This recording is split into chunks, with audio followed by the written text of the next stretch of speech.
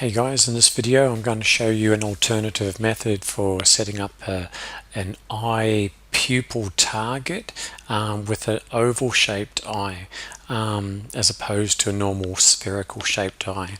Okay, so with a normal round ball or a spherical shaped eye, it's very easy to set up the target because it just simply looks at it in the way the eyeball rotates, it's always even.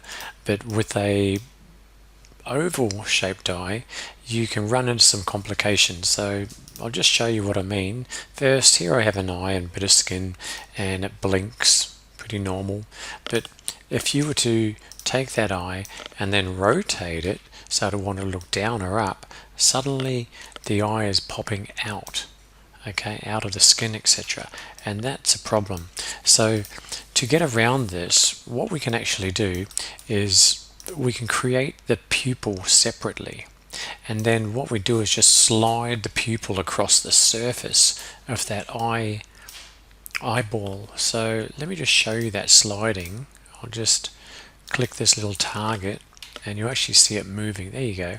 It's actually sliding, so you can look left, right, up, down, but the eyeball itself is not moving. Okay, so it's just looking around like that. It's a bit of a cheat, but it works. Okay, so how did I actually create that? Well, I'll start from scratch. Okay, by the way, if I were to, I'll just show you this too quickly. This does have a joint hooked up to it, and if I were to rotate the joint, then the whole lot moves down like that. Okay. Alright, so I'll just show you how I created the pupil. I'll delete this one and I'll create a new one. So it was just a simple a sphere. I'll just pull that out and I'm going to reduce that to a half sphere, hemisphere. There. Okay, even a bit less than that. I don't need that much. And alright. So that there is like the iris, isn't it? The pupil. Sorry. And I'm going to move up the pivot point by holding D. Move it up so as it's just inside a little bit. Now I'm also going to scale it down and I'll rotate it. Okay. That's looking better. Okay, so what I want to do now, just for the sake of this exercise, I'll also texture it quickly just so as we can see it better. I'll texture it black. Okay, and here's what we need to do. First I'll scale it down a bit. I'm going to snap it onto the point here of the eyeball. So I'll hold V and snap it right to there. Okay, there we go. Next up, to be able to get the pupil to slide across the eyeball surface, we need to use a constraint. So I will select the eyeball first, shift select the pupil, and I'll go constrained, and I'll go geometry constraint. Okay, now it's constrained. So anywhere I move, whoops, this one, it sticks to that surface, but you notice it's not rotating with it. It's still perpendicular to the which axis? The y-axis. Okay, sorry, on our z-axis.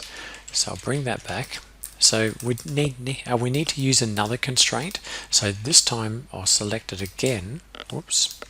I'll go again.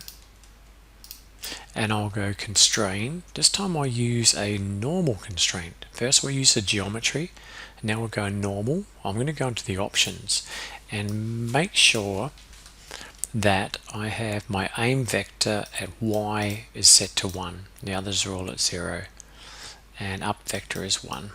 Now I'll hit apply, and this time when I rotate just the pupil, it actually rotates and slides across the surface.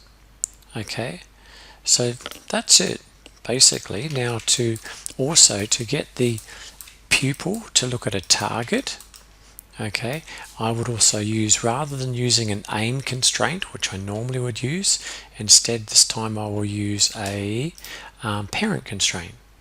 So I'll grab this one, I'll grab the eyeball, and I go constrain parent. Okay, I make sure that rotate all is turned off. I hit apply, and let's just check that, and there you go. That's working. Okay guys, thanks for watching.